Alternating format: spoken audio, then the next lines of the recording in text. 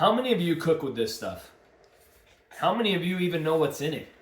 I looked at it right now, and what is dimethyl silicone? It doesn't sound like something great to eat. Let me present to you a different option. This is pork fat. 100% natural, 100% from the hand of God. Let's render this down and come up with a better alternative to some science experiment called PAM. Step 1, get some pork fat. Step 2, cut the pork fat into small pieces so that when we melt it down, exposed to the maximum surface of the pan in order to melt the fat out of the cells. And once you have it in smaller, nice sized pieces, it's time to heat it up.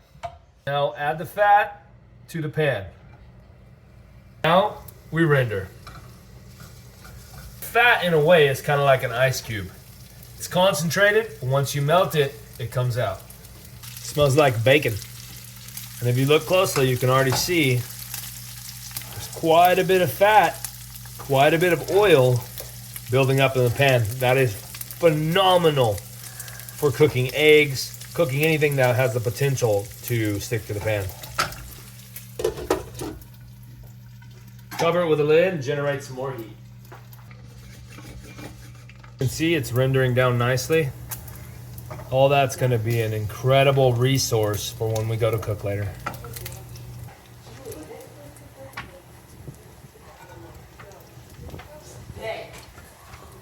Let's add some more.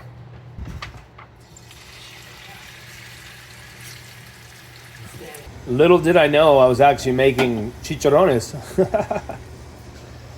See? As you can see, it's cooking down nicely. There's a lot of oil in there.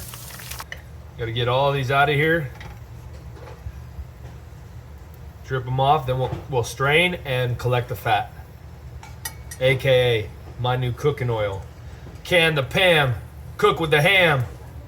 But I can also see why people wouldn't render fat just all the time. It would be something that was special because you waste a lot of food. You waste a lot of resource. But you do get some chicharrones out of it. Look at that. Look at these homemade chicharrones.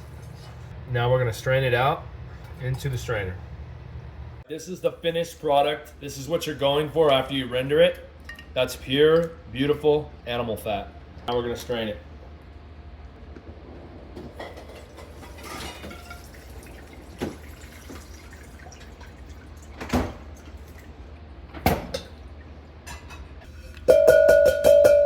Why do I feel that's a superior product to PAM?